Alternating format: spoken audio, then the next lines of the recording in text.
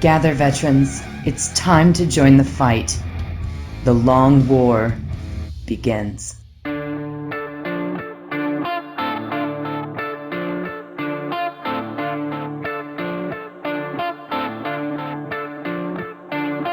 This is The Long War. I'm Robbie B, and joining me once again are my partners in crime, Kenny Boucher, Stephen Four, Eternal Shiny and Chrome Mike Haspel, and the real Horton is with us tonight. What's up, everybody? Doing well. I salute my Imperator Furiosa. I literally don't even understand these references right now. I'm like stunned. The shit is getting real right now. And we're already just 30 seconds in. I mean, be prepared for a phenomenal hour, okay, guys? Oh man, there's a whole lot to talk about tonight. We got hot on the heels of some crazy Xenos Tau. We've got the Horus Heresy, and man, that's looking to be super saucy. And we have Horton here with us, who plays 5th overall at Nova Open, and he's going to tell us the best 40k player ever. I'm sorry, yeah, literally, I don't know what. Oh, excuse me. Gotta give me the proper introduction. Come on. Yes, the original. He wrote the Demonkin book. Best. I did. Marine player, 40k player, excuse me, best 40k player ever. And all joking aside, he is literally the greatest Demonkin player on Earth. I think that's fair. We'll see. I mean, we have empirical proof of that, I feel like. Yeah. The man that meticulously chooses food, like literally we can just, the man, the myth, the legend, Horton. He does also drink. Master of mastication. That's a good title. I'm happy to be here. Well, it's great to finally have you, dude. Definitely. So we've got a lot to talk about on the Tabletop Market Watch there, and then we're going to kick it to Horton and talk about his thoughts on the upcoming Warzone Atlanta GT that's on November 17th. Not the whole month of November, like Kenny keeps saying. Sorry, guys. It's literally the entire month. I don't know what you're talking about. It might be on your calendar. It's literally 4 games a day for 30 days in Atlanta. It's not even like that's not even that big a deal, guys. Like, come on, for real. It's just basically 120 games in a month. Like, that's nothing. What are you it's pretty good. It's not bad. Are we taking Thanksgiving off?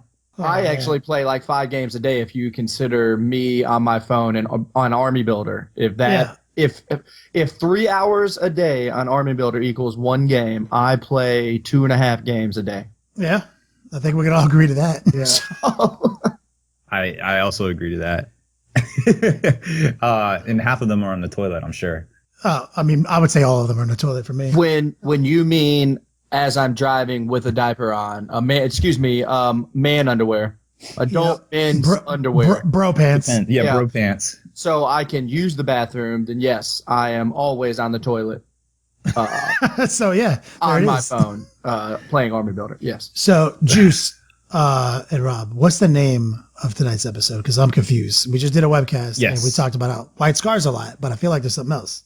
So tonight's episode is titled Top 10 New Changes to the Tau Codex, which we're going to hit on in the second half of the show, along with some Horus Heresy spoilers. And I know that Mike Haspel is literally he's stoked on Tau. I love to kill them. I love they taste like fish. It's good. Yeah, we Haspel and I share a passionate hatred for this little new race that has come to the universe. Aw, you guys are a bunch of haters. I am. Yep, straight up. Yeah, well, Mike doesn't even. He's like, no shame. I know it's not right to hate, but it's a fact. I hate him. Yeah, Haspel and I actually have Troll Tau Everybody's website domain name and Kickstarter. All will be starting very soon for all our haters and trolls out there to help us keep our Tau hate alive.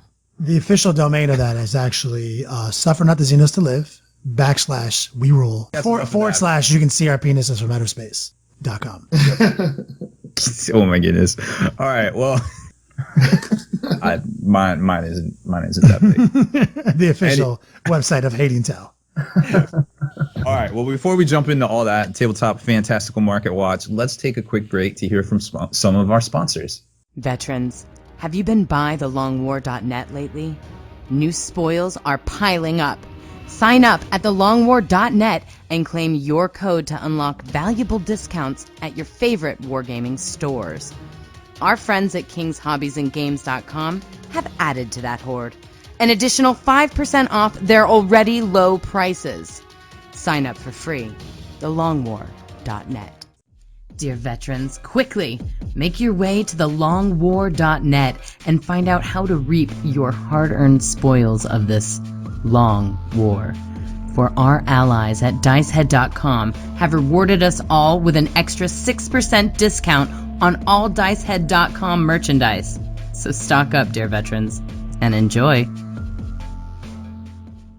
And we're back. So in Tabletop Market Watch, obviously the new Tau is coming out and some Horus Heresy action, which if you had to pick, Mike, which would you rather talk about? Horus Heresy or Scrawny Xenos Tau?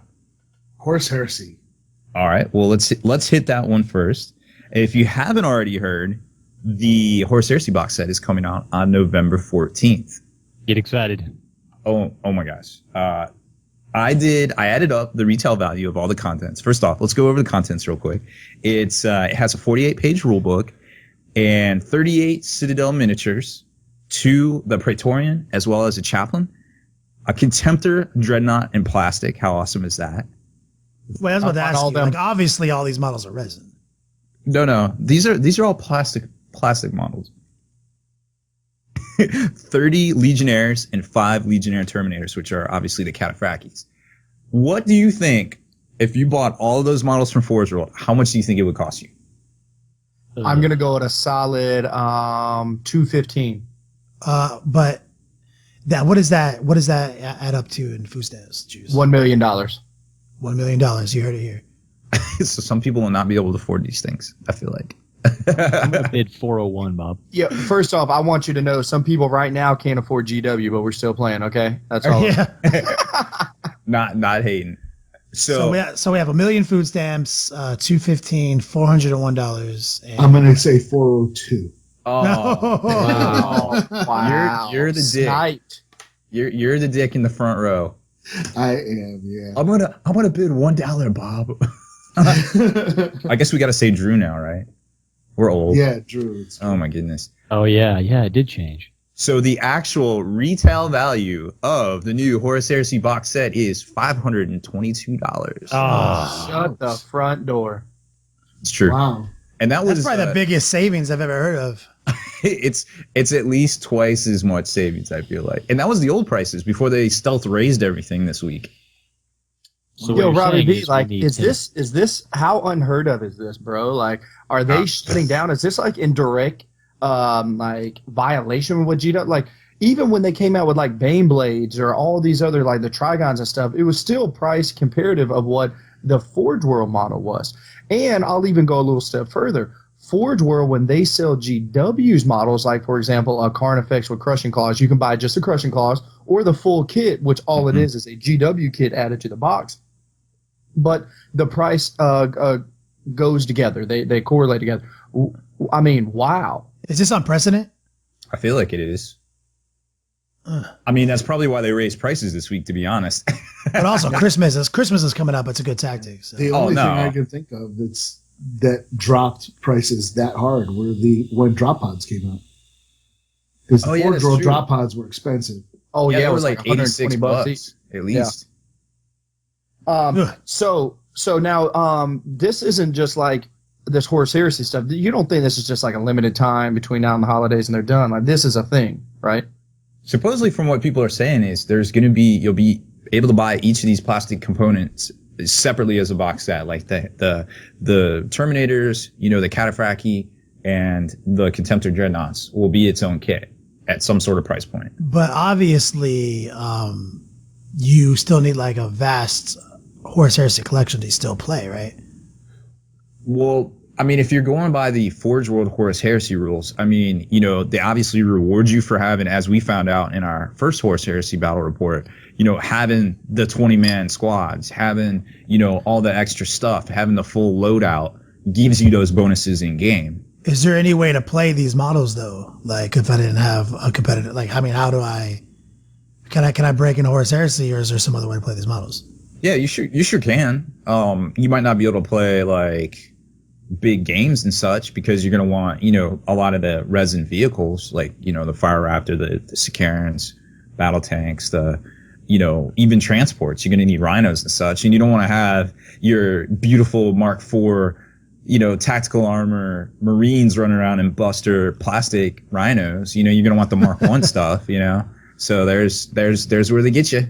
Oh man, that's so sad. I really wish that there was a way that there was a hex game or something I could play these models in. Well, I mean, that is part of the box set, supposedly. Like, the board is a hex board. We don't know what it is. It's some sort of game. You might be able to play it by yourself, like the Execution Force, right? I still have my attention. I like games that I play by myself. We've seen the D6s. They're not conventional D6s. They have symbols on them. That's cool. Like with like a hit symbol, 2 skulls or whatever. Like stuff like that. As long as the skull or whatever the coolest symbol is doesn't equal an epic fail, like a 1 on all GW's dice, I'm down. Yeah, because first off, that's a mistake, GW. It's so true. Stop. So, but look, I'd also like to talk about this with Horse Heresy. This is an idea that I thought of that while we were on the show, because we were so slam packed, I couldn't get out. But like, way to take the most like premier game, which is supposed to be 30K, and this Horse Heresy aspect with all that cool armor and all that, and way to like cheapen it. Do you think there's going to be any butt hurtness out there? I would be butthurt for sure. I mean, but being butthurt is a part of this game. Yeah, you know what I mean. But like, isn't that's a thing? It's like there's like that prestige. Like, how many 30K players have we met where it's like, I only play with 30K models. We're this level committed. It is the creme de la creme. We talk about it all the time. Like, it is the next level of. Oh my God! Think about this. You can buy 3 of those box sets. Mm-hmm. Right now for the same value that all the other people got just the 1 box set at. Well, look at it this way: a box set at the old prices, a 10-man squad of whatever Mark armor you have, and remember, this is only Mark 4 armor. There's still Mark 2, 3, and 5 Heresy era. I don't think there's Mark 6. Mike Caswell, fact check us on that. Is that right? Sure. I don't know. I believe that is correct. Yeah, I was going to say Horton actually knows all the information because he is a content creator for GW. So there you go. They actually reference my notes and publish the books later. Yeah, it's true. I forgot we're dealing with the author of the. That's right. It says Games Workshop Studio, but it's really Horton. Horton's Beat Laboratory. Laboratory. This is all this stuff. So you can. Even those guys out there that spent all that money, they might not have bought Mark IV, so they still have their hot-looking Marines that aren't going to be available in plastic. Just because I have something doesn't mean I'm not going to buy the same thing again. I do that all the time. Right. So, you've got the squads that were a collective total of 69 pounds. That's with the bolters. You remember you had to buy the bolters separate, right? So 69 pounds for one squad. I hate that. Wow. So that comes out to what's $95 a squad, US at 1.5, but I think it's 1.63 right now, give or take, conversion. So $95, and it's going to be a $150 box set. So you basically double that, and you get triple the quadruple. Man, I never thought of that. Best value for your buck. I absolutely love it. I hope going forward that they do. I hope. Forge World tops GW and is like, for real, you want to do that? Well, I'm going to release something else at a third of the price. You can't. Battle Forces don't even have that kind of discount and stuff. Mm-mm. They got to do something because. Sorry, Horton, I didn't mean to cut you off. What you got? Well, I was just going to say, I think the reason they're doing this is this is about pushing 30K to the next level. This is about throwing the net a bit wider. It's been selling like hotcakes for years, and they've had to keep expanding it and sell more stuff. And this is about, reaching the wider audience and really expanding the game. So, I don't think people should be upset that they could have bought things at a cheaper value. They should be excited at the direction GW is taking this, really trying to make 30K into its own full-fledged game next to 40K and Age of Sigmar. Yeah, great point. That's a great point. Like, looking at it from another set of glasses. So absolutely love it. And I don't know if you see what I did there, but we're the 2 people that wear glasses on the show. Oh, yeah. All of you people wear glasses on this show. Besides me. That's I just want to I want to go off on a little tangent there real quick. That's an interesting point. And another interesting point, because if they're trying to mainstream 30K more, what's the one complaint that most people have about 30K in general? Dreadnoughts. Lack of access, right? I want to say stupid points associated with 10 to 20 man squads. well, I mean, that's just a money grab. But like, if you're a ex-player and somebody's like, hey, I want to play Horus Heresy. Let's play Horus Heresy. I don't have the money. Okay, this is common stuff, guys. What's the real number one complaint? You're talking to us like we know this. Just tell us. We've literally all thrown out ideas. You shot us down. What is the complaint? Give it to us. All right, my bad. So, what I thought was the number one complaint was that people are like, yo, they don't have my orcs, they don't have my Tyranids, they don't have my Necrons, they don't have my Eldars, right? So why would we care about those races? We play literally on this show. We play Chaos, Grey Knights, and Tyranids. Like you didn't even say those. That's true. There are other people out there. There's other people in the universe. Get out of yes, but I feel. Go ahead. I'm sorry, Robbie. I have something to add to this story. But I want you to finish. We will circle back. So, what if there was a way that you could create a game set that allowed you to play the Horus Heresy models, but also your Xenos, your scrawny Xenoses, your crazy hungry greater good Tau, your crazy super even hungrier Tyranids, your Necrons. For the greater good. Right, for the greater good. They're both for the greater good. Yeah. What if there was that, right? Yeah, the Great Crusade. Right. Basically the Great Crusade or Millennium 32, which is really coincidentally a series of novels that Black Library is trying to push on us right now starting in January. With the orcs. Yep. Right? So there's like this double prong awareness, trying to mainstream, like Horton was saying, with Horus Heresy, but also they're coming in the backside with this whole The Beast Arises series of novels with the orcs and the Eldars taking center stage, starting to create that next, level of maybe they'll create a game out of it. Forge World could draw from that, or they're just stalling because they don't want to rate Horus Heresy novels. I don't know. Maybe I'm grasping at straws. No, I think it's a good idea. And to get back to what Horton was saying, I don't know about you guys, but in my Space Marine armies, all my grunts are Attack on Blackreach and Battle for Macragge guys. Like all the grunts. Like the only models I have that are not those guys are my sergeants and whoever heroes, special weapons guys, everything. All the regular Marines. I think I bought 4 or 5 boxes of Attack on Blackreach. So I think what Horton was getting at is dead on. If you want to get into Horus Heresy, pick up 2 of these, trade with the buddy. There you go. Yeah, GW has been the ultimate drug dealer for 20 years. They here's my plastic crack drug. You can almost get it for free and have it because they know the first one's free. One's free. The first one will always get you hooked, and you're always going to come back more. And then they're going to come out with the coolest dreadnought that isn't this, the one in this set with all the extra arms, special and all the edition, resin only. It's $350. Hulkbuster's Veronica dreadnought. And then what are we all going to do? We're going to empty out our banking accounts and sell our TVs. Because we all know rule number 1 is you can't do your own stuff. Nope. So, absolutely. So, Robbie, God gave you 2 kidneys for a reason.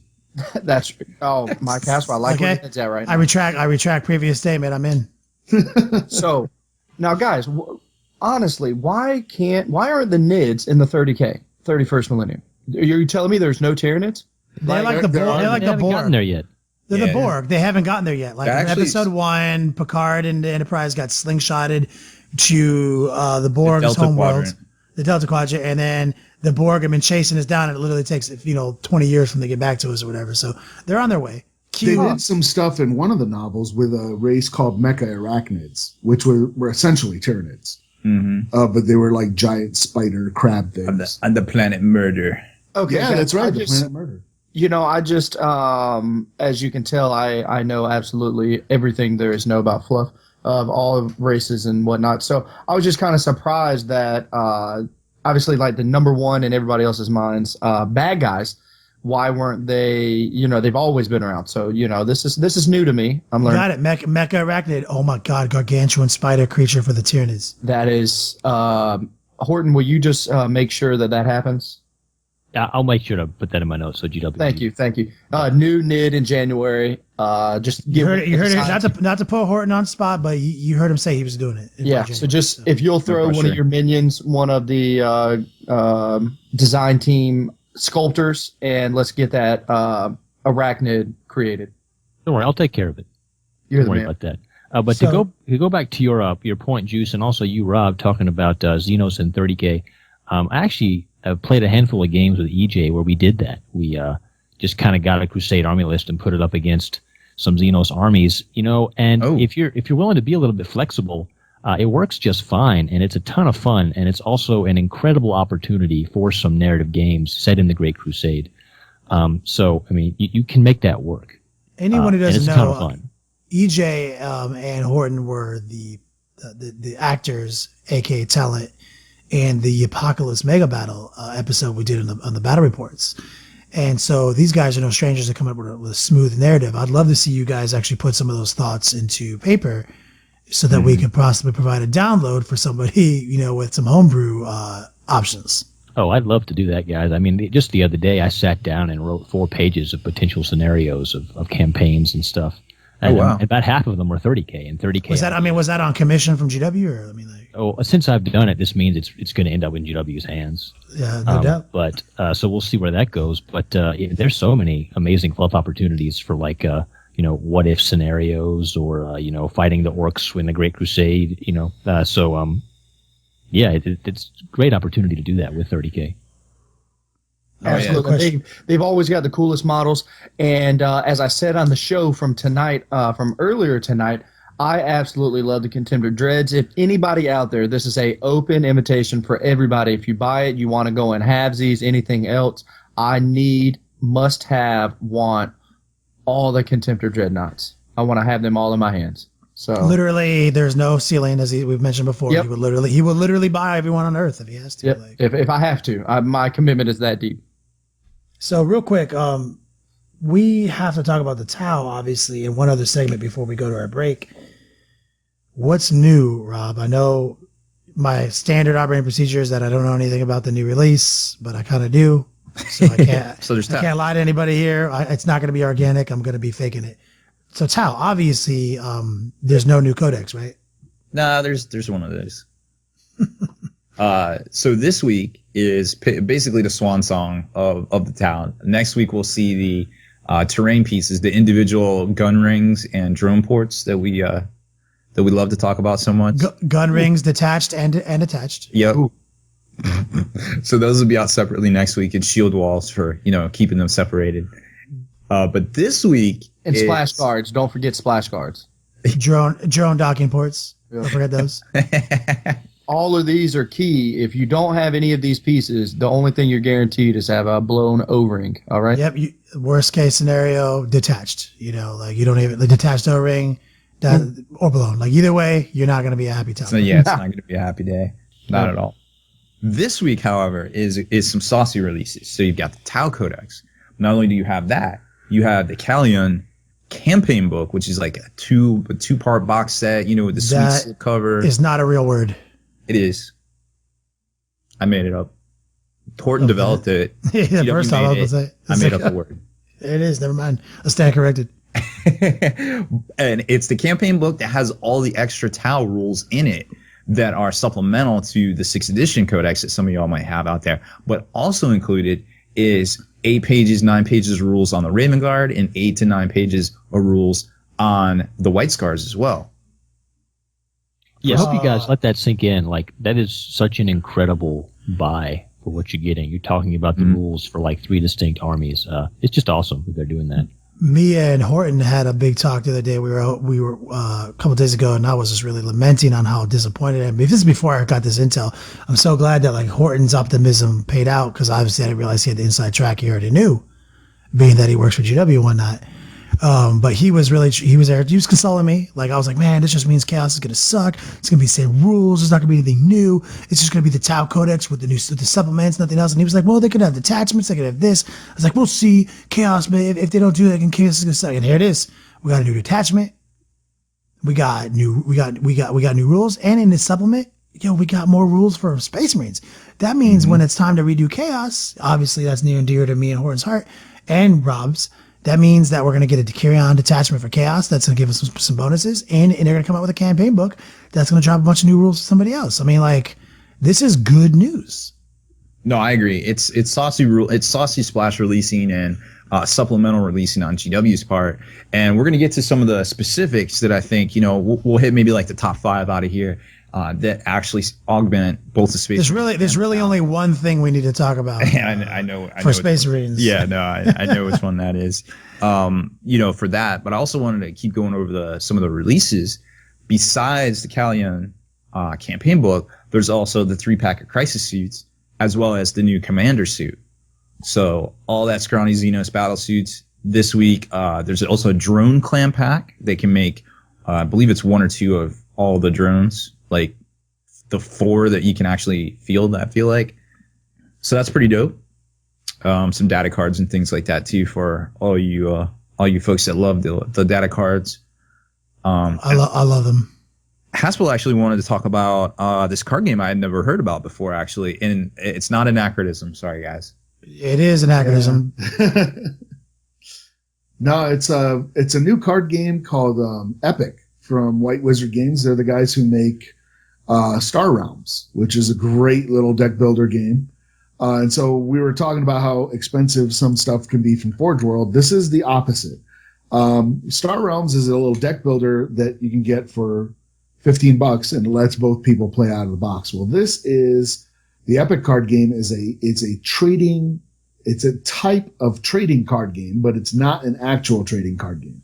So it's not a collectible card game. You know what you're buying when you buy it. Right. So it's part like that, and it plays like a trading card game, like a CCG, like Magic the Gathering.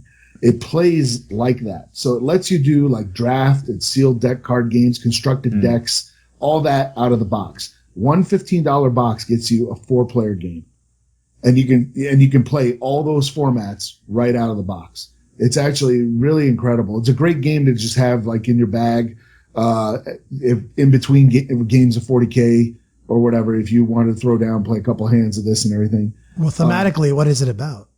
It's a fantasy game, just like Magic, where you're like summoning creatures to defend yourself and everything, boosting up tokens and stuff.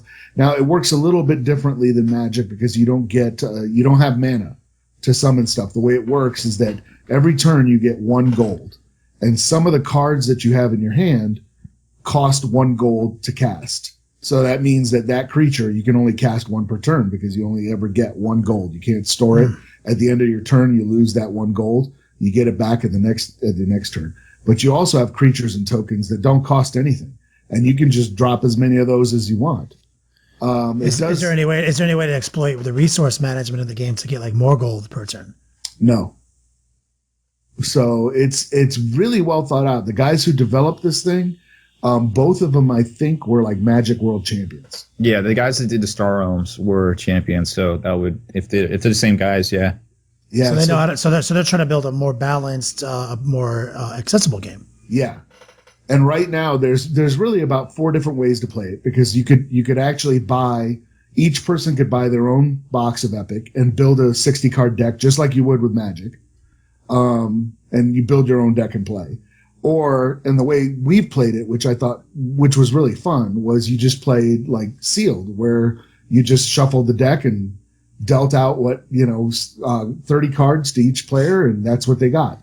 Wow. Or you can play constructed because there's 4 different factions, so you can break it out into factions and play those. And you can actually play draft, where you separate all the cards that you get out into 10 card quote unquote booster packs and pretend that you've just opened 10 booster packs and do your drafts just like you normally would. It's really versatile and $15. So check it out. It should be hitting game stores near you anytime if they're not already there. Yeah, I'm stoked on that card game. But let me cut you off right there, Rob. We got to take a quick commercial break. Hear from our sponsors, and when we come back, we're definitely going to be talking about Warzone Atlanta and what Horton, the greatest 40k player on earth, is going to be taking. Dear veterans, quickly! Make your way to thelongwar.net and find out how to reap your hard-earned spoils of this long war. For our allies at secretweaponsminiatures.com have rewarded us all with an extra 10% discount on all Secret Weapon Miniatures merchandise. So stock up, dear veterans, and enjoy.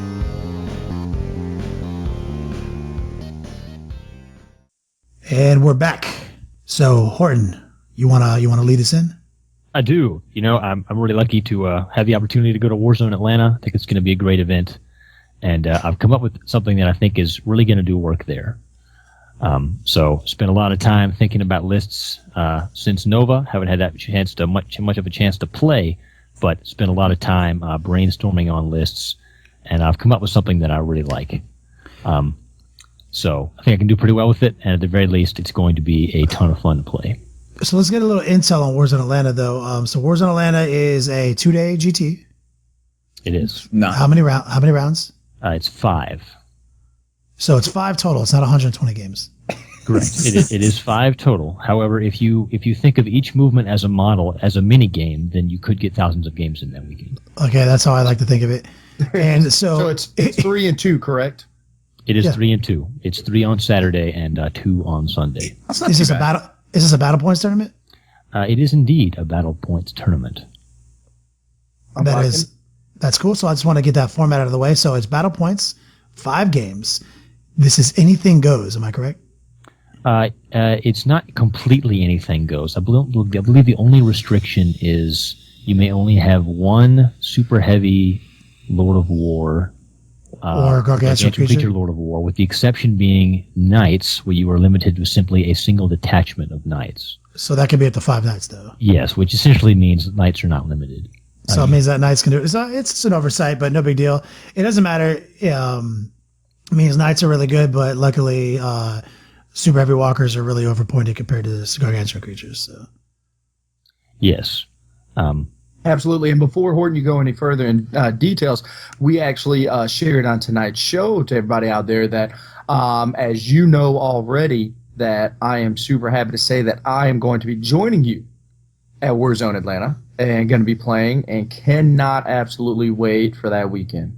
It's going to be awesome. Glad you can do it. Are y'all sleeping in the same room, or are you carpooling? Yeah, holding hands. Okay. Yeah, first of all, Juice doesn't need a room. He just sleeps in the convention hall. Yep. When you drink in a pillow of vodka. Yeah, when you drink 75 Titan juices, which are double vodka or triple vodka Red Bulls, you don't sleep, dog. Let me put it this way. Have you ever heard of Tinkerbell? Like, now I'm not going to compare Juice to Tinkerbell that, like the way you think I am. But you know how, like, Tinkerbell, like, if you don't clap, like, she dies? What if you don't believe in fairies? I mean, you know what I'm talking about from Peter Pan, right? Oh, yeah. Basically, every time someone on Earth drinks a Red Bull and vodka, you bring juice, you revitalize Juice.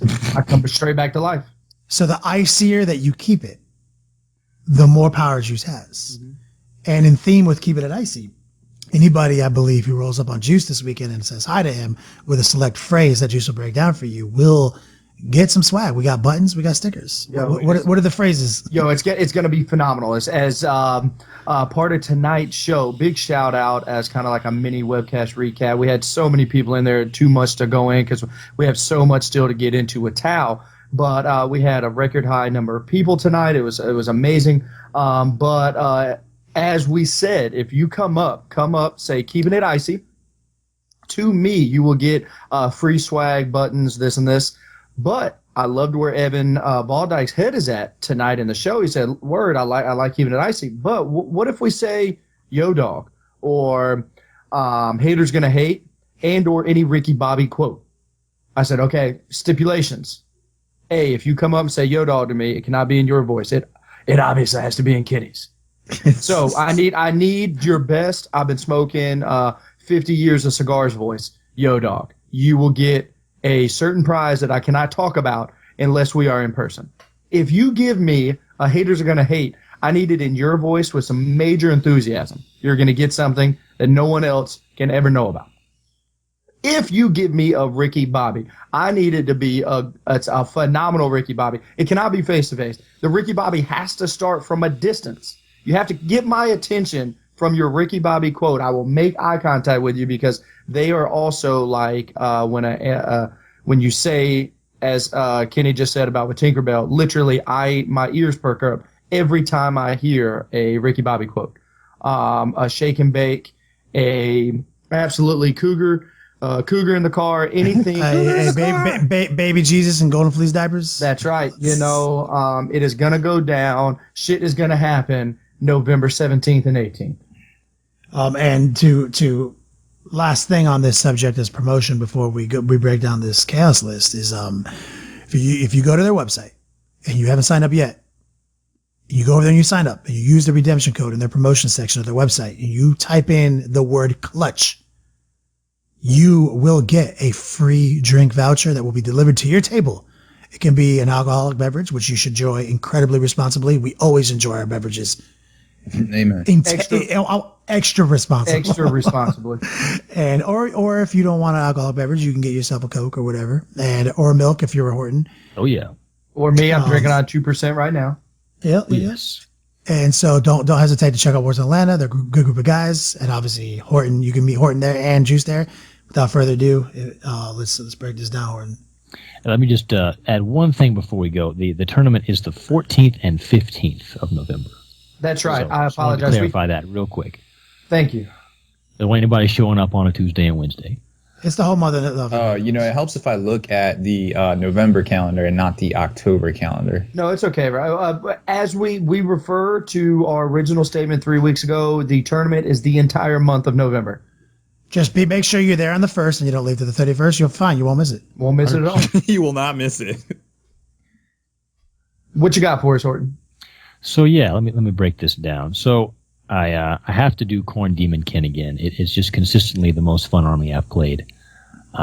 So I've made some tweaks and I've come up with this one. So you do a Khorne Demonkin list where you start with a combined arms detachment.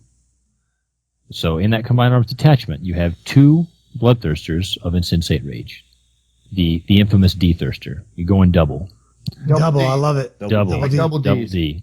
One is just, not enough. Got to go for 2 here. Yeah. One D is never enough. Always double Ds. Always double. Mm-hmm. You jump into troops, and you get 2 units of 8 Bloodletters. Keep it pretty simple. Then you go into fast attack, and you take 2 Rhinos. I like this list. Blades. I'm looking at the list as you're saying it, so obviously you're stuffing those Bloodletters and those Rhinos? Yeah. And then you've got 1 unit of 6 Fleshhounds. Now that finishes out your combined arms detachment, and you might be thinking, hey, you got a lot more points left.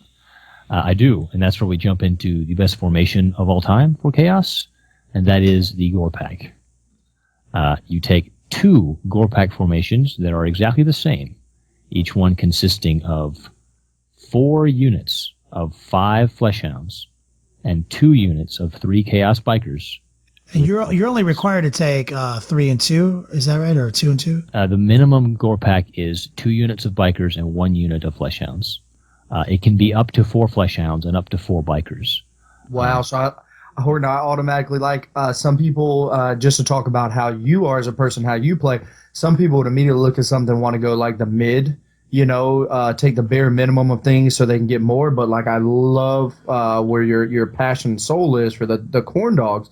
And beasting them out, rocking that maximum of 4 squads of each. Yeah, the corn dog, the Fleshhound, the corn dog, to me, it's like the most underplayed Chaos unit. They're phenomenal. They're the best. They're the best Chaos unit. One of the best Chaos models in the game. We talk about it. We talk about why we hate Possessed Marines for their points. It's simply all you have to say is Fleshhound. Fleshhound is a 5+ vulnerable and 2 wounds and a toughness 4 and it's only 16 points. Literally the best single model in the Chaos lineup, and that's before you incorporate the fact that it moves 12 inches, has Furious Charge, and Scout. Oh yeah, all that good stuff. So it's a really heavy MSU list with 2 big heavy hitters in the forms of the Bloodthirsters. So you have how many? So you have 2 Gorpaks, so that's a total of 40 Fleshhounds between your 2 Gorpaks? It's 40 Fleshhounds from the Gorpak and then 6 from the fast attack. So you end up with 46 total hounds. Wow. And the biker are the bikers. You only have so you have 4 units of 3 bikers with champions obviously in them. So those just for you to get your blood tithing up? So you have to take them for the Gorpak. However, they're also I found really, really useful. They have the Melt-A-Bomb on the charge. They get Hammer of Wrath, but the Gorpak lets them reroll to wound Hammer of Wrath. So that's like an extra 2 attacks or something if you factor that in. And they have not Furious Charge, but Rage on the charge. So these little 3-man units still pack an incredible number of attacks. I believe it's 13 attacks on the charge, plus 3 Hammer of Wrath that reroll the wound. That's pretty good for an 81-point unit. It's not bad at all. Not to mention, like, imagine you put your champion out front, so he's the first casualty.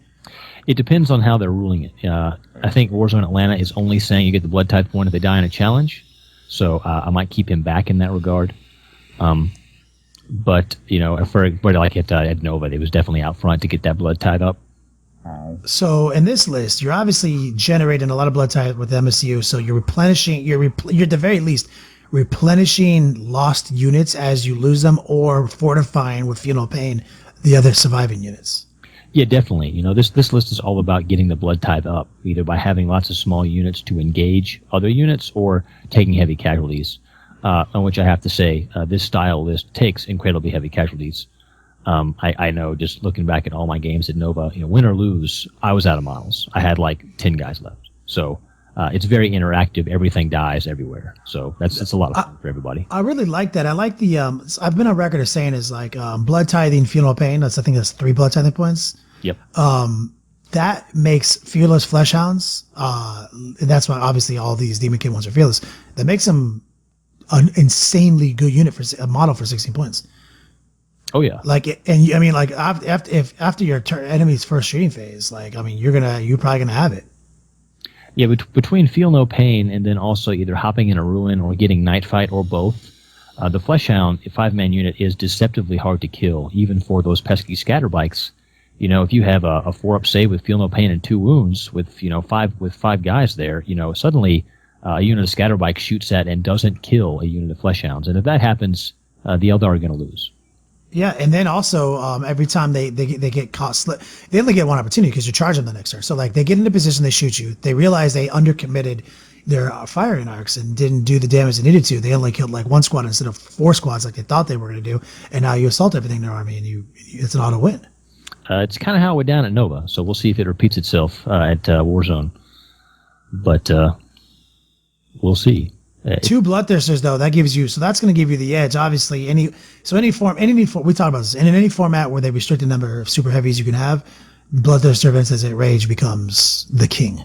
That's what I wanted to get on too. Like, I am so excited to hear about the 2 thirsters. Like, obviously I look at it and it's like, I know how powerful. I played against a bunch of corn dogs and stuff with you, but those D-thirsters I'm kind of like here the last little bit. I've been recapping in my brain the games that you and I played against Horton, and I'm like, yeah, these dogs and this, and I'm like, man. But I do remember he didn't have those D-thirsters. You had you were always a big proprietor of the triple soul grinders. So I'm just like, damn, just replace 3 soul grinders for 2 D-thirsters. Like, wow, what an upgrade! Yeah, it really helps out with units that the Fleshhounds otherwise can't kill. For example, like a bunch of wraiths or some Thunderstar type units. The Bloodthirsters really can clean up that kind of stuff.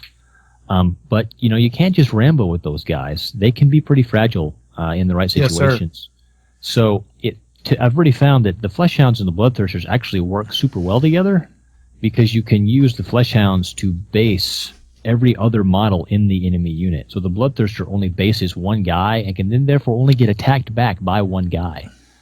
So they kind of work in this symbiotic relationship. Oh, yeah, that's kind of dirty. Yeah. If you guys didn't already know, when we introduced Horton as also one of his call signs is Master Tactician. That's no doubt. I mean, I played against. We did a battle report where I played my Chaos Space Marines with Demon Allies versus Super Friends, and I ran the Bloodthirster for Insensate Rage of the Demon book.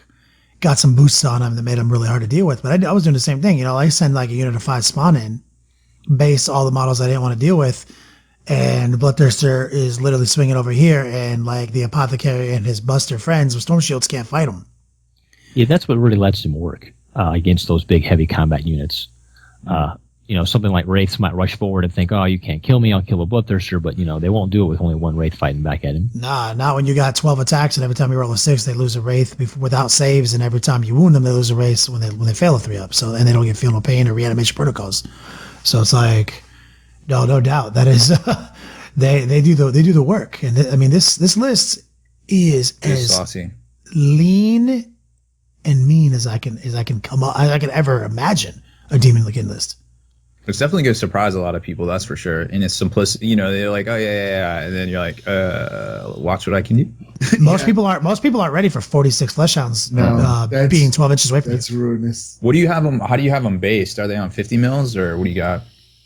So I built and converted all these guys 2 years ago, back when the pictures in the codexes showed them on cavalry bases. So they're all on cavalry bases. I mean, that's still just as good. Yeah, I feel like it's still fine. When you turn them sideways, they're really powerful. Yeah. You can't really complain when it comes to that. Yeah, they still take up lots of space that way. It's the different size bases does different things, but no one's raised an eyebrow at it, and I've been playing. You shouldn't be required to automatically rebase your entire army when a new book comes out. They need to give us a couple of years to catch up. Yeah, that would be a lot. Since I relatively recently finished all those flesh hounds. I've been building them since the Demon Codex first came out. You send me pictures all the time. You're super proud of them. You're like, check out my new stuff. And it's like, damn, come out with a book and change the base sizes and everything. Yeah, that's a kick in the balls. Well, definitely hope you do well there. Obviously, I'm sure I speak for all of us when I say you'll definitely probably be placed towards the top again, I imagine. So obviously, good luck. It is on the 14th, not the 17th and 18th in the middle of the week. So I do want to get to talking about some Tau though, because that's what we're naming the episode tonight. So what do you guys think about some top 10 changes to the Tau Codex? So let's do it. All right, let me good. Pull it up here. Of course, I didn't have it up. Thought I did. Of course, you were behind on that. Nah, it was it was up, and then at least I'm not muted. At least I'm not muted. Because you never leave that in a podcast. No, I literally always leave it in the podcast. I know. I've heard it. I was like, I thought he was going to. That's. We never have technical difficulties on the podcast. No, everything works swimmingly, always. All right, so here we go. The top 10 Scrawny Xenos. Changes to the Scrawny Xenos Codex. Number 1, Riptides. This is number 10 or number 1? I didn't really do them in any order. So there's no. You're not going to give me a power order? All right. Well, let me go through. I gotta rethink now. Randomize it. Just randomize it. Number 10. It. The Lord of War, the only Lord of War in the book is the Storm Surge. Well, kind of figured that, right? Yeah. So Storm Surge in the Codex is a Lord of War supremacy armor, still Force Worlds. Yeah, it is not in the book. So, and also not in the Codex is the gun line, the Tau Rampart. Actually, the Rampart isn't even in the Kellian book.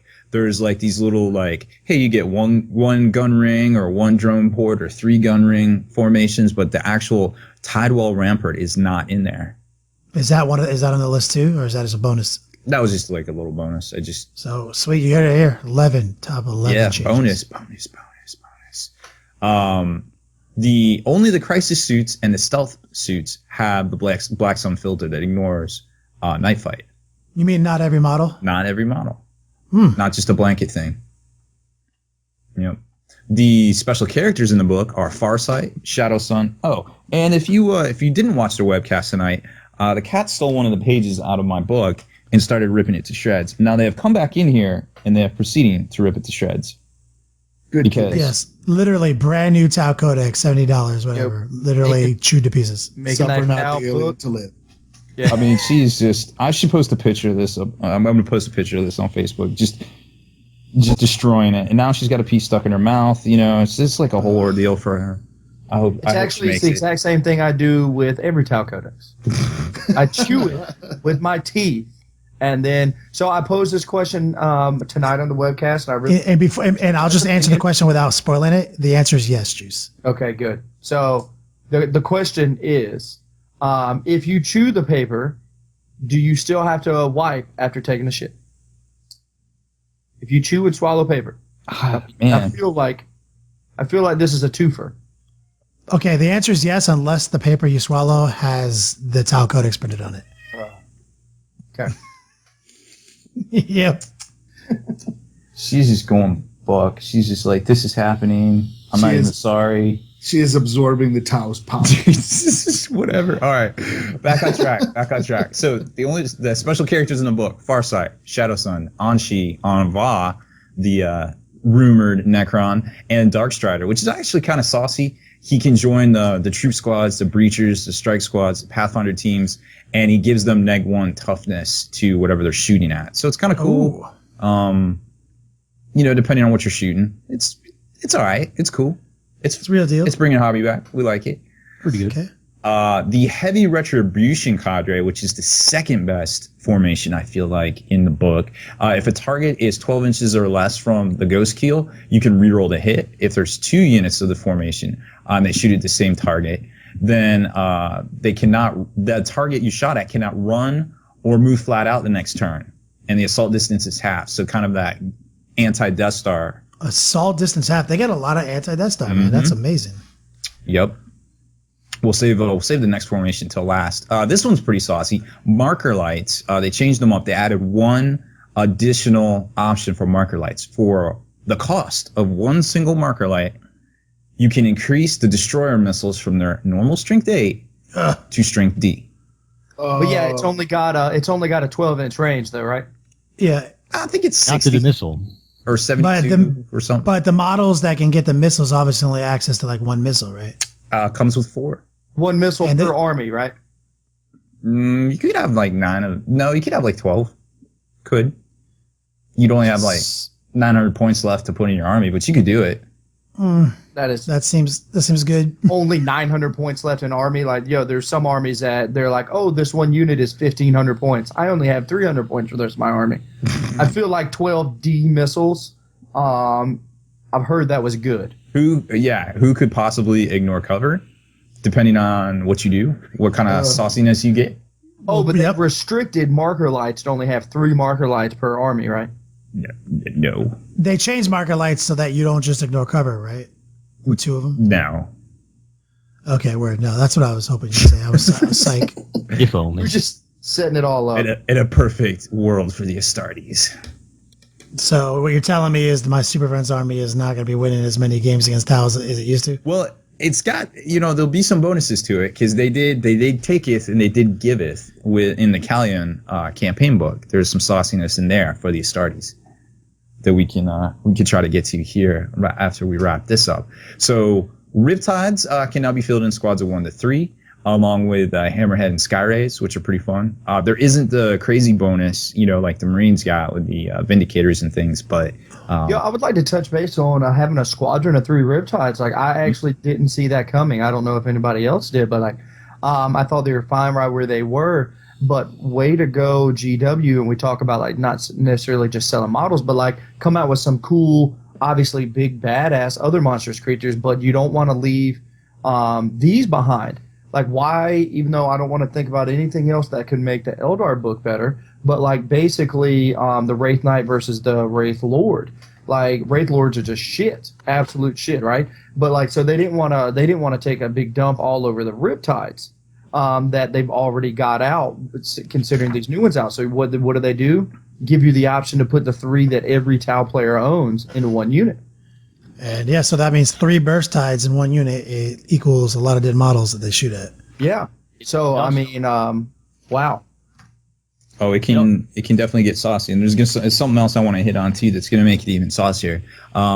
2 of my points in the top 10 or the top 10 changes were going over the new Decurion and then also going over one of the formations, but obviously not enough time to run down all of that. But what I will talk about is the new Decurion. There is a command benefit to it that's got a lot of people up in arms. If you haven't heard about it, there's a bunch of articles out there already. Coordinated firepower is the command benefit. It is not a special rule. So theoretically, rules as written, this can be conferred from squads to independent characters and from independent characters back to squads. Whatever special rules they have can be swapped about. This is how it reads. Whenever a unit from the hunter contingent selects a target in the shooting phase, any number of other units from the same detachment. Now, we're literally talking to Decurion. It could be your whole army.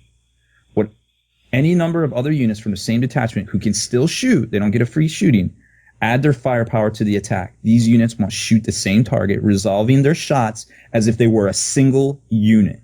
This includes the use of marker light abilities. And then there's a buff to ballistic skill too, which really doesn't matter. The crux of the matter is that they become a single unit, and a lot of people are saying that will allow a single buff commander to jump in there and say, hey, you guys, it's overtime. You got everything. And it makes sense to me because we've already outlined in a previous podcast, like, with the Dream Crusher formation and Skyhammer Annihilation formation, people trying to put their special characters in there. And like we basically said, you can't, because it does say that because in those formations, the things that let you do that is literally outlined as a special rule. Mm-hmm. And that is kind of what you can't even continue arguing because it does say that you can't confer these things because they're special rules. This command benefit does not give you that caveat. It is not a special rule. It's a command benefit. And to me, it is clearly designed that way because it is a way for Tau to deal with Death Stars. It is literally, like we talked about it in the podcast, in the webcast, and we like, imagine like the most epic football movie, and they just got their asses kicked in the first half, and now they're in the locker room during halftime. And everyone's just looking mad at each other, and the coach is rolling up, and he's like, "Will you let people remember this day as the day you gave up? Like, you, Horton, I know that you're really mad at Mike Haspel, but you have to put that behind you today, because today, this Thunderdome list is going down. We will not go quietly into the night. We will not vanish without a fight. Yeah, literally. We're going to live on. We're going to survive." And so they all get together and they say like the buff commander, star QB1 is literally like them tonight, you and literally he buffs the whole army as they fight as one. And this is an absolute counter to Death Stars because this is you can't look out Sir Jankery, every little unit shooting at you from different angles. It's literally, bow, all of it one. We're shooting at the chapter master who's closest to us. Goodbye, chapter master, and the 5 guys behind him. Yeah, it can be very brutal to Death Stars. And also, along that whole like brutal to Death Stars point, there is another formation I want to touch on. And I think this is one of the better formations in the book. I feel like it's called Optimized Stealth Cadre Formation. And basically what it does is it's some ghost keels and some stealth battle suits. If they are within 6 inches of the ghost keel, everything in the formation. Wait, before you tell me. I missed my cue. Okay. The Ghost Keel, we're talking about that model that's obviously useless unless they gave it some cool like little auxiliary bonus to fill out your Tau Decurion, right? Like it's completely useless, right? Yes, basically. That's the unit, right? We're talking about, yeah, right? Like there's literally no reason to take this unless they gave us an auxiliary option to make it good. Yep. So what would you want to make this unit good? I want to say ignore cover. Yep. Obviously. So they get that. So they get that if they're within 6 inches of a stealth suit. Of a stealth squad. Or of the ghost keel, yeah. Anything within 6 inches of the ghost keel gets ignore cover. +1. Of the ghost keel, or the ghost keel gets ignore cover. The whole formation. So obviously that one's going to get ignore cover because I'm sure it's within 6 inches of itself. Wow. Pretty good. So all those little dirty stealth suits with their dirty stealth suit drones, all getting ignore cover, +1 to their ballistic skill, and their hits are resolved against rear armor of vehicles. Oh. Snap. So, bye-bye wave serpents, bye-bye quantum shielding, and how amazing is this? Like, it is the best smart missile system ever. We touched on it on the show. My thought process behind this is like, you're telling me you got this smart missile system, right? That doesn't need line of sight, it ignores cover, does all this, but for some reason it's not smart enough to hit the vehicle in the back of the armor where it does the most damage. It still hits it in the front. Like literally now you have smart missile systems. Super smart. Super smart. super duper smart. Most smart, yeah. But not to be outdone, the Marines got a couple of saucy things too in the new Callion book. We'll just hit on those real quick. So the big thing that I wanted to talk about, and if you saw any of our battle reports, this actually happens a lot, especially to Kenny. The Scar Blade Strike Force for the White Scars, they have a command benefit called Lightning Assault. Units from this detachment can reroll failed initiative tests when attempting to leave combat using hit and run special roll. So this is for the White Scars. For the White Scars, but so this is their Decurion. They can take any majority of the formations from the actual Codex Space Marine book as well. So what's good about this is this White Scars Decurion is a counter already to Tau, because right out the gate, a Super Friends unit is not going to be the answer against this Tau now. Like it's if they're going to get multiple avenues of ignore cover, D missile shots, and the whole army firing as one. If like you had 4 D missiles and all these other manners, and you're resolving all your attacks as one unit. You're literally like, here's all the stuff that is this AP, this AP, and this AP, and then you save the D missiles for finishing, these three Iron Priests or whatever. Like that's not the answer. The answer is going to be more like a list like Horton plays with more MSU, more angles, more speed. The White Scars, the Kieran is that. If you play an all biker White Scars army, now, first off, that's going to be better, especially if they have a bunch of grab opportunities and this and that. But now their hit and run is redundant because they get to reroll it and they only have initiative 4. Yeah, for the basic guys. They scout, they move super fast, they get into close combat really easy, they have guns, and I think they have another super trick piece of war gear. Yeah, before I get to that, I do want to talk about the other command. Well, there's one more command benefit that I think is pretty good. Vehicles from this attachment that move flat out and bikes from this attachment that turbo boost move an additional D6 or 2D6 if they are a fast vehicle or flyer. So you're literally speed. 1 inch away from the enemy whenever you want to be. Yeah, lots more speed. And they also have a Hammer Wrath thing that gives them Hammer Wrath or gives them Shred if they already have Hammer Wrath. But the piece of war gear that Kenny is referring to is not clown shoes. New best relic in the Space Marines. New best relic potentially could be in the top 3 best relics of any race in the game. Evers. Yes. The relic they are referring to is called the Hunter's Eye. It is a 20-point. Don't tell me the points. I didn't need to know the points. Don't tell me the points. A model equipped with the Hunter's Eye adds 1 to his ballistic skill. Who cares? And all ranged weapons have the Ignore Cover special rule. However, while a model equipped with the Hunter's Eye is part of a unit, all other ranged weapons carried by models in that unit also have the Ignore Cover special rule. What? Yeah, that's very nice. Space Marine buff commander, as we've said. Good. If you make this a librarian, a level 2 librarian with this piece of war gear, I think he's approximately 105 points, and he will roll up on divination, get prescience, obviously. You will get the average of 5 warp charge points. You will throw them all in the prescience, and you'll be twin linked, and your squad automatically ignores cover. So for 120 points, you have your own little buff commander that makes your unit ignore cover. And this unit obviously could be a unit of Satorians. It can be Devastator squads. It can be any unit you want. You can give him a jump pack, and he can move around between the units, as Juice mentioned earlier. Yeah, it's unbelievable. Like everybody at home or driving, wherever you're listening to us at right now, you already know I don't need to go any more further down the rabbit hole of how effing powerful this is. So, but I had to reel myself back in on the webcast tonight, saying how, but trying to keep it back with bringing the hobby back is like, well, I'm going to use my Devastator squad that has 4 heavy bolters in it. Horton, how do you feel about getting shot because you play multi-wound models that don't really have armor saves? How do you feel about getting shot with like a squad of heavy bolters that ignore cover? And prescience. And that's prescience. Like, that seems a whole lot better, doesn't it? Yeah. I mean, you know what I mean? Like, that's better than missiles.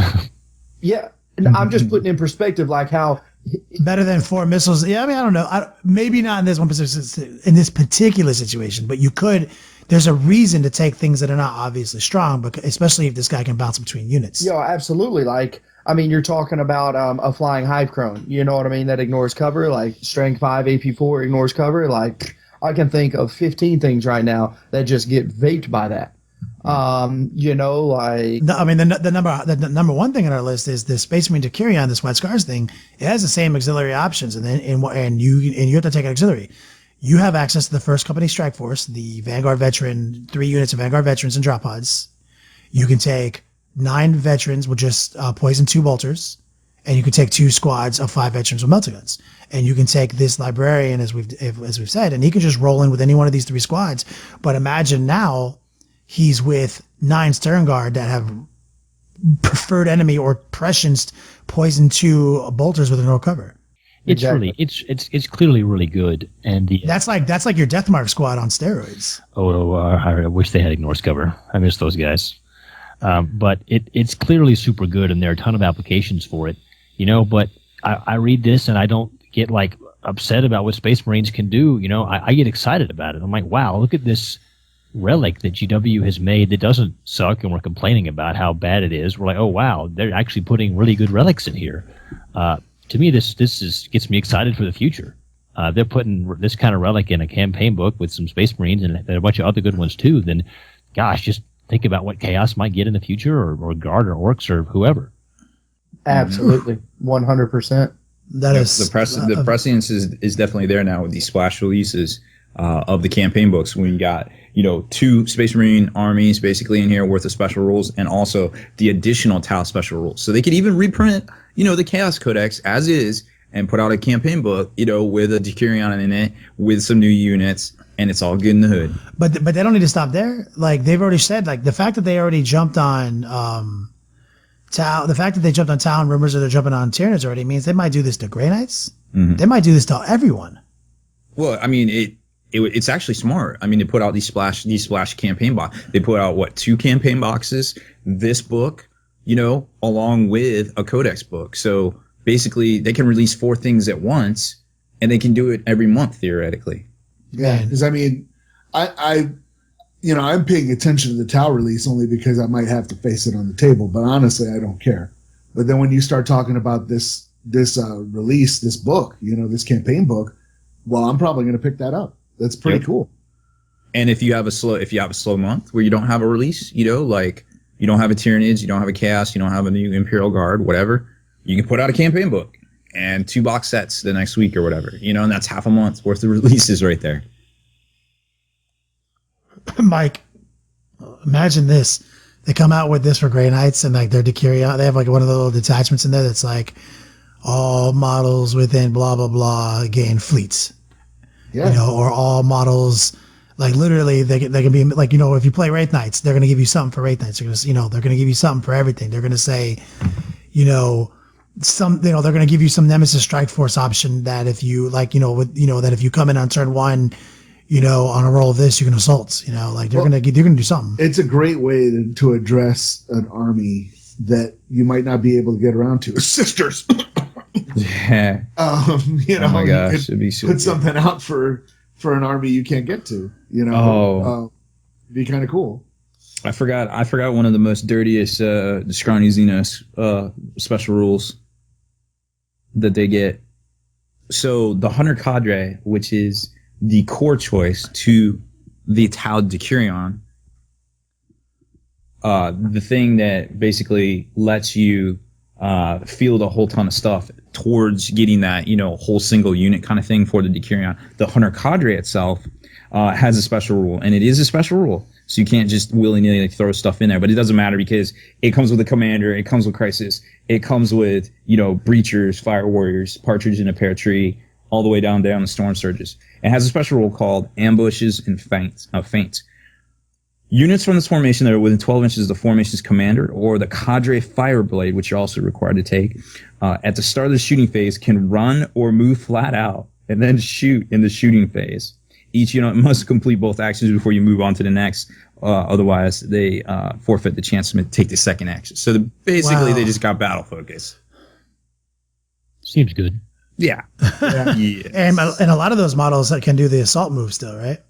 Yes, indeed. And there is a special character that also lets you take an Overwatch and then fall back before the assaults result. Good. That's it.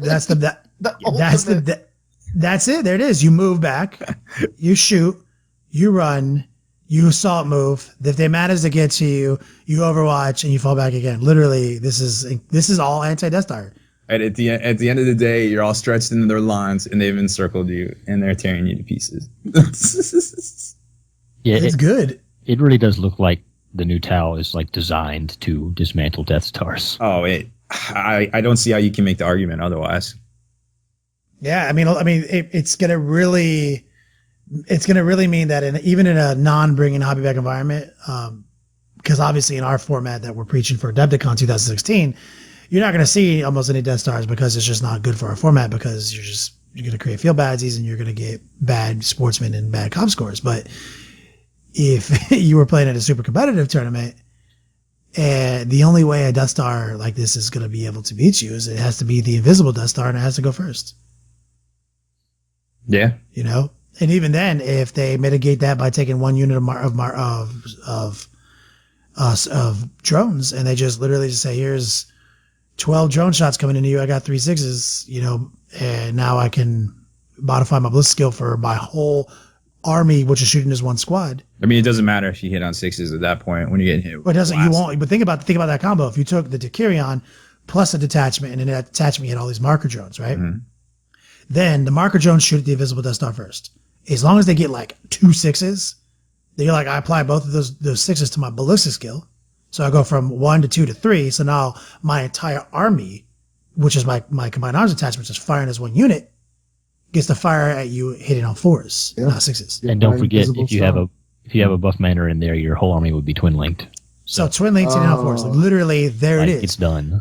Mm-hmm. So there it is. Like you can't even be invisible against this army. Like that's not even a viable option. Like mathematically, you're probably going to be hitting them still on 4s or rerolls the whole army when you're invisible. So there, I mean, it's completely designed to dismantle Death Stars. And don't forget, you guys mentioned Dark Strider earlier. His ability is actually 10 times better now because it applies to the whole army shooting when you do the. Yeah, if you get him in that unit, if you get him in the detachment, neg 1 toughness to everybody, and he's the guy that makes the squad do Overwatch, and then they can fall back before the assault happens.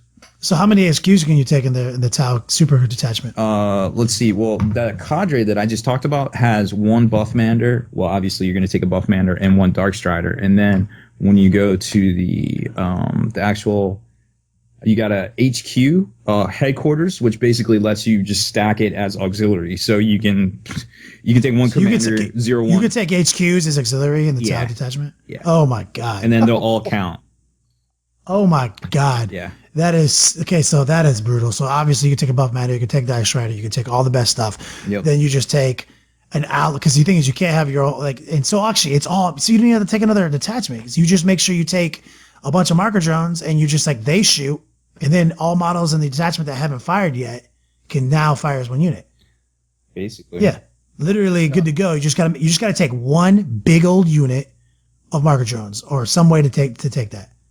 I'm not exactly sure how you would feel marker drones. I think they're. Oh no, you can take drones as a squadron, 1 to 3. Yep.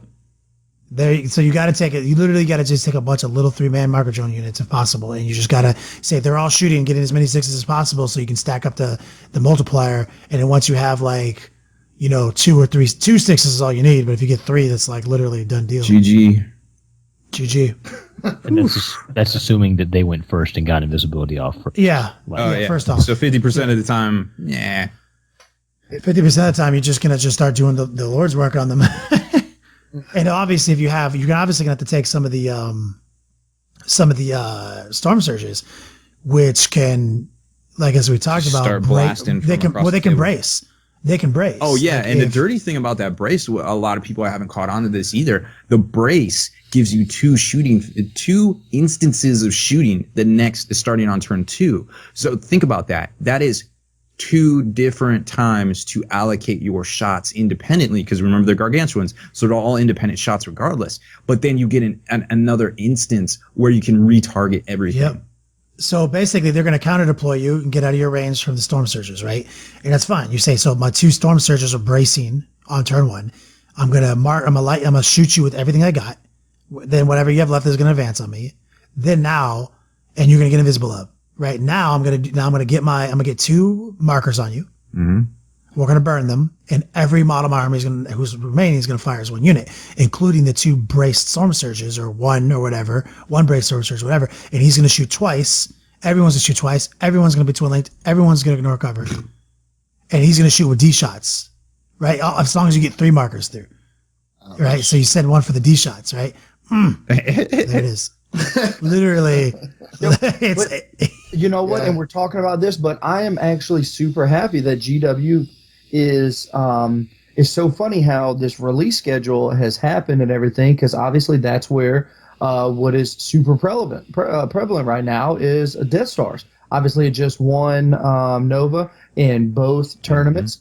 So now remember, in that restricted vacuum environment, that's what's winning. It's hard to be. It's not even necessarily just restricted in that environment. Like, dog, literally an invisible. Like, how are you gonna beat an invisible Death Star? Yeah, like, it doesn't matter what. It doesn't necessarily matter. Obviously, it would be maybe just a little bit tougher, but no weapons exist. Even stomps or anything else, it literally doesn't matter. The restriction in that environment, there was only one restriction that could have curved it, and that's the ability to take like 4 Wraith Knights. Yeah. Like we said, and obviously we've gone on a rabbit hole on like how Jack's meta. I mean, a good player is pretty much like we've learned it. Like if you're somewhat decent at 40k, 2 really decent at 40k. If you're playing the standard Super Friends list, that's prevalent now, and you add the Librarian Conclave to it, you are probably going to win 99.9% of your games. Yeah. So, and then now just out of the box, without too much jinkery, without anything else, like. We don't even have the books necessarily per se in our hands and can go like balls deep on it. We are getting out of the box like answers to the instant meta that we have right now. Like, I mean, that is a good solid golf clap to GW to kind of like immediately give us tools or give a army some tools. Clever tools yes. to fighting Death Stars. Yeah. So as it seems maybe that we're going off on a tangent on how powerful this is, and some people are maybe sitting in your car driving thinking it's too powerful. Oh my God, that's not what we're trying to say here. No, I mean everything seems to still be rock paper scissors. This is just a particular counter to one particular thing we're talking about. No doubt. Yep. So, but I feel like we kind of hit it all. What do you want to add there, Horton? No, you said it. We got it in. Oh, all right. Fair enough. Well, but I'm not gonna lie. I am gonna spend the next week trying to figure out what actually does beat this down. Oh yeah. I'm actually struggling with all my current army list. I'm like, nope. Well, I'm just gonna plan on bringing some extra cash, and when I face that Tau player, I'll just be like, hey, what do you want from the bar? That'll be my. How strategy. much is this? Bar strategy. I will get you drunk, and then I can win. Yeah, so like just to put it out, like I wasn't going to talk about my list for Warzone Atlanta until next week, but like I honestly, to be honest, I don't feel like I care about that list too much. Like 4 Hive Tyrants and 4 squads of Legion of the Dam with Grav, Combi Grav, Melta, Multi-Melta, like that ignore cover. Honestly, don't feel like if you can null deploy, for the most part, be out of range. Yeah, and I have my Sky Shield with the Malanthrope and 40 Termagants, like. But as we said, the entire army is going to have the buff commander, so that the Malanthrope is not going to matter. Yeah, but my whole concept of it is like I no deploy in the back, and like 4 squads of Legion of the Dam literally snipe out any problems that I have. They don't have interceptors much as they used to. It's hard to get away from 8 Melta-gun shots and 12 grab gun shots that ignore cover. It's true. It is for sure, and you got to remember, Tau can combine fire to make this apocalyptically shooty volley to take out a Death Star. But when they're shooting 1-on-1, correct. Tau, they haven't changed that much when you look at it. No, just they still hit on 4s. They still and it's like their firepower. Yeah, and that's a great point, Horton. It's like if you only give them one target. Like, you made the decision easy for your opponent, but like if you MSU out, there's a chance. That's actually what I was thinking about if I shoot against your army is like, you have to check your target priority. And if you have to go more than 1 for 1, you know what I mean? Now this is where the problems in here lie because, Horton is happy if all of a sudden you're at a 2 for 1 to kill one of your units. You're just as fast with the other 7 or 8, and eventually they're going to run out of guns before you run out of models. Hopefully, that's the dream of all assault players. Yes. No, I totally agree. So it's going to be definitely interesting times, and we'll see this first come into play, I guess, at Warzone Atlanta because they're going to be first up to bat with the new book. Yep, they are. Some people are already posting their lists on Facebook, getting pumped about this, saying what they're going to bring. Using this new codex, so I'm very excited to see it in action. Getting stoked on Tau. I feel like any post on Facebook about the Warzone Atlanta have to start with the word clutch. Literally, they do. Literally. All right, well, I know we went super over on time, but this was totally worth it because it is exciting times in the world of the Warhams. So, and especially with the new GT coming to Atlanta, coming back to the ATL, so to speak. So I think we'll cut it off there. Thank you for joining me, Horton, and once again, Mike Haspel. Always love having you guys on. Happy to be here. I need Mike Haspel in my life. You guys are so far apart now. It's so sad. Yeah, it's so sad. So sad. All right, guys. If you haven't done so already, make sure you head on over to thelongwar.net. That's the home of the battle ports for exclusive content and early access videos. And, of course, these special promotion codes that you can just, sign up and get and then cancel at any time. Gotcha, suckers. Become a veteran of the Long War today. Deleted scenes, bonus content, and all the interviews and post-game wrap-up videos can be located in the Hall of Veterans on thelongwar.net. Visit thelongwar.net today and try a week completely free with no strings attached. That's not all. Thelongwar.net is also your hobby resource for exclusive early access with an ad-free experience to all your favorite videos. Members of the Hall of Veterans gain early exclusive access to multiple hobby videos.